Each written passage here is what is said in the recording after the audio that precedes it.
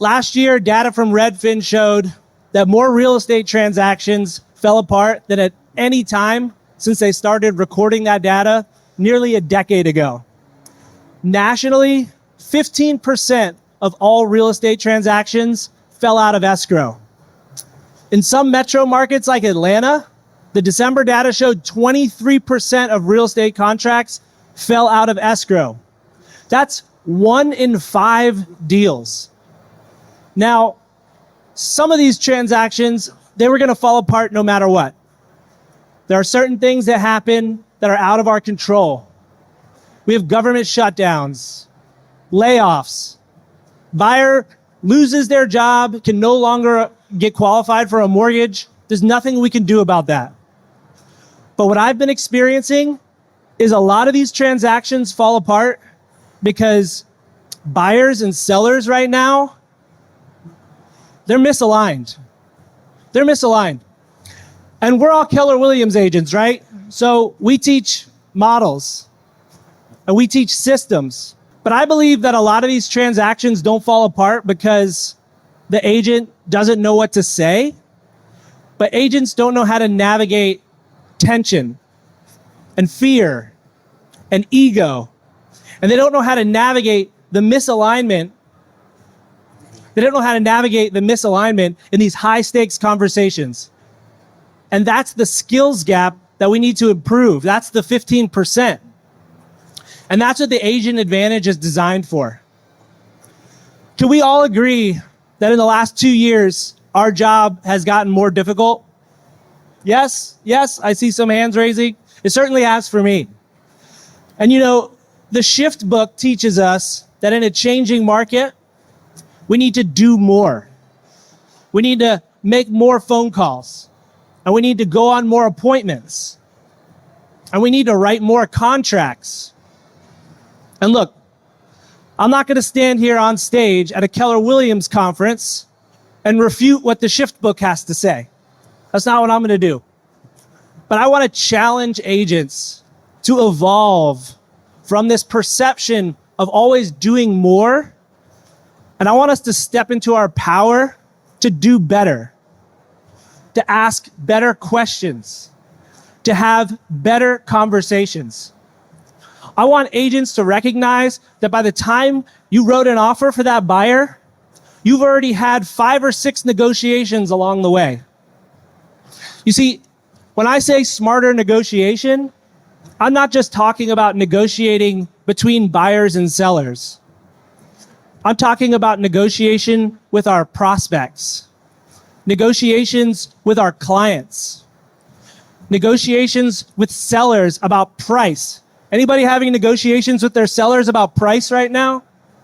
Yeah. Negotiating with our buyers about timing and motivation. Negotiating with our vendors. We're having negotiations with our team leads and our rainmakers. How about this one? Negotiation with your market center leadership. My market center leadership's right over here, so. And some of the most difficult negotiations that we have as agents is negotiating with ourselves. And when we're negotiating with ourselves, that's a version of our past self.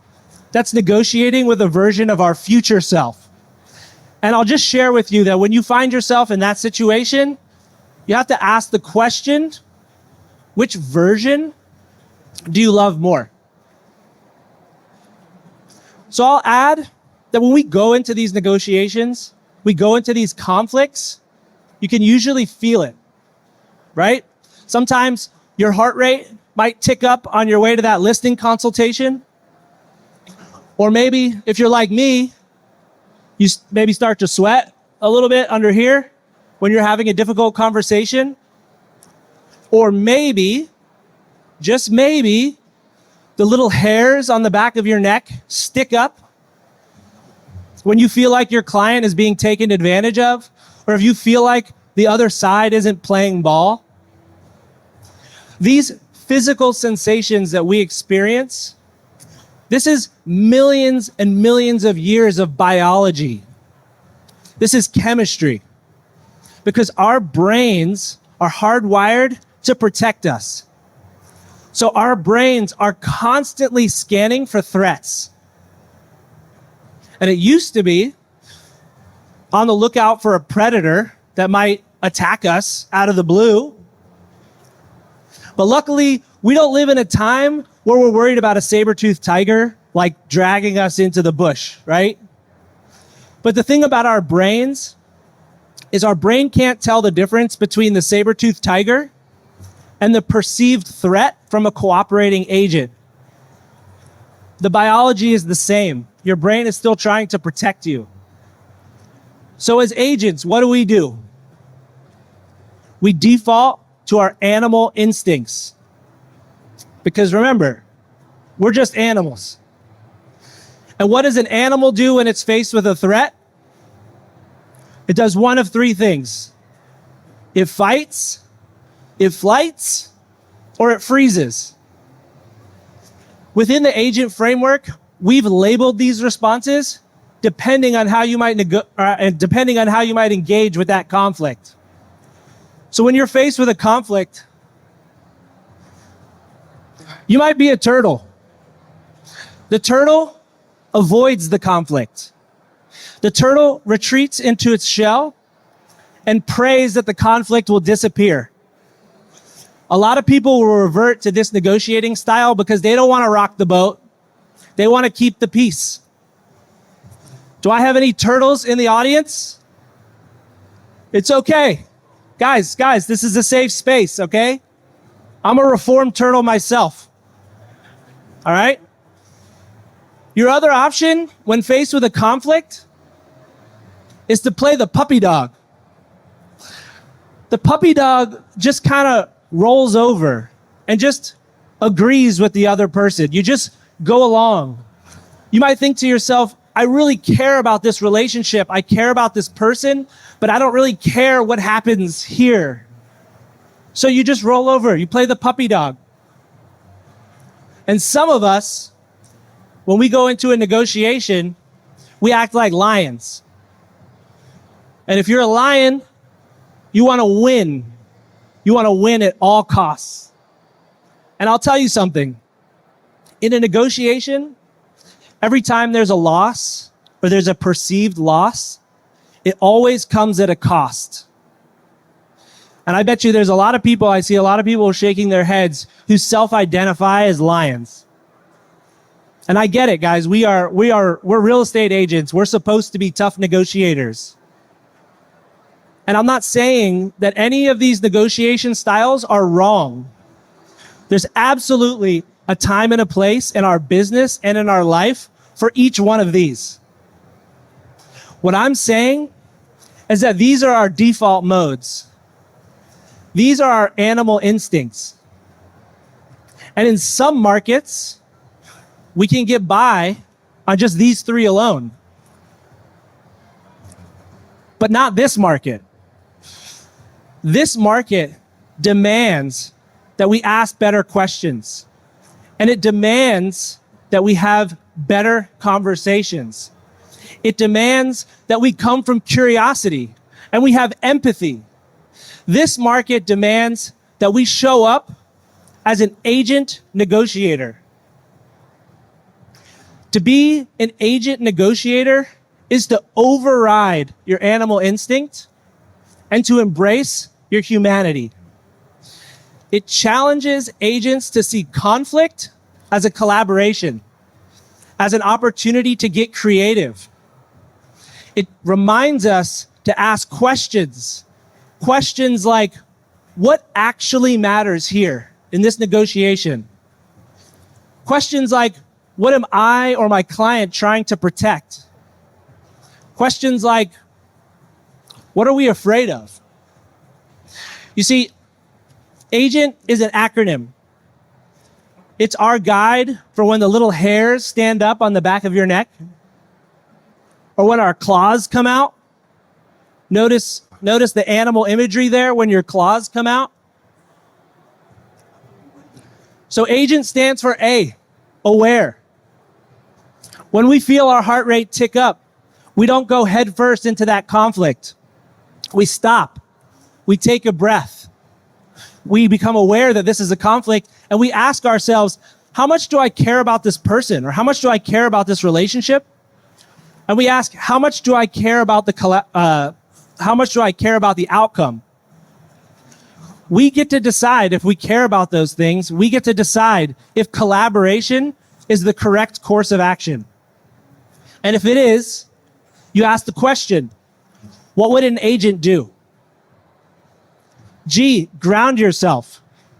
This is your opportunity to ask not what do I want in this moment, but why do I want it? This is where you take a few breaths and you override the chemicals that are flowing through your brain when it's in that defensive state. Then you empathize.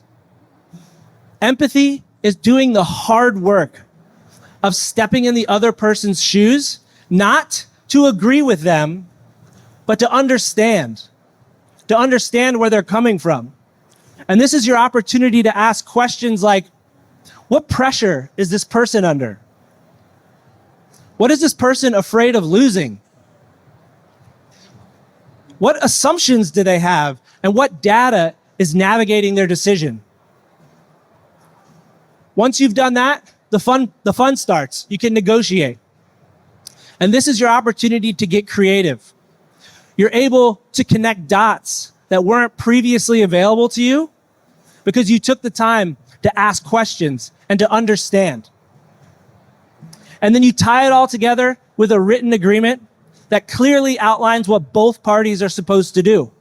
And this is what takes a great collaboration and makes it real and not just theoretical. The thing about a framework like A.G.E.N.T is it's not useful if you don't practice it. Okay? Remember, we're overriding millions of years of biology. This is not easy stuff. And you guys are going to go out to this conference and you're going to learn some amazing things. But everything you learn, it doesn't matter if it doesn't leave your notebook. I'm talking about action and implementation.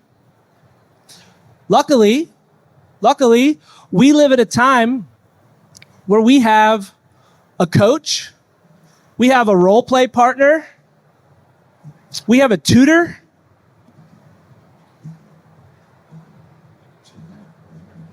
right here, right in our pockets.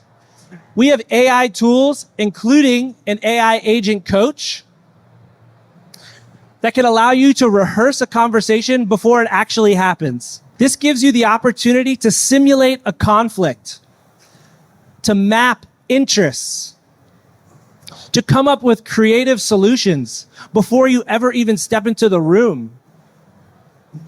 And I think more importantly, you have the technology to relive conversations that have already happened. So if you ever go into a negotiation and you feel like you lost, you can go back to your AI agent coach. Instead of driving home from the listing consultation, kicking yourself and thinking about all the things that you could have said, you can go back to your agent coach. You can recreate the conversation. You can explore. You can experiment. You can grow, and you can learn from your mistakes so that the next time you go into a negotiation, you're better prepared. You show up grounded. You show up calm in your delivery. You show up with empathy. And you show up as a human being. So I'll give you a really quick story of how this played out for my business last year. I had the opportunity to go on a listing consultation for a luxury property in my market. It was a cold appointment, and I was up against other agents. Historically, my conversion rate for that exact scenario is, I'm working on it. The room for improvement. Instead of going into that consultation with my tired old listing presentation where I present the data, I go over my marketing plan, and I try and convince them that I'm the best man for the job, I went to my AI agent coach. I gave it information that I learned from my pre-listing consultation questionnaire. From that phone call, I learned that it was their first time selling a home. I learned that they had spent a lot of money on custom updates that were important to them and maybe not others. And I learned that they were really worried about how buyers were going to perceive the house due to its proximity to a busy road. So I went to my agent coach. I put in their disc profiles because I learned from the phone conversation what I thought their disc personalities were. I rehearsed the conversation. I wrote down 3 to 4 powerful questions in my notebook, and I went on the appointment. The next day, I got the call. They hired me to be their listing agent. They told me that I was the only agent that showed up and actually had a conversation with them. All the other agents showed up with their 100-point marketing plan, and then the next person showed up with their 150-point marketing plan. But I had a conversation with them about their fears. And we talked about their uncertainty around the process. We talked about, I came to the table with solutions to overcome the buyer objection and the busy road. I came prepared with those. And the result? My clients got to move to Michigan to be closer to their family. Their house sold in weeks instead of months. And their net proceeds met their clearly defined expectations. And for me and my business, it was the highest price listing I ever took. It added $26,000 in GCI. And it gave proof that I could be successful in that price point. So if you ask me, it was a win-win. If you have one takeaway from this talk, it's this. I forget what it is. If you have one takeaway from this talk, it's this. When conflict shows up, and it will, we don't have to rely on our animal instincts. You don't have to just react. When conflict shows up in our life and our business, there's a fourth way. You can show up and be an agent. Thank you.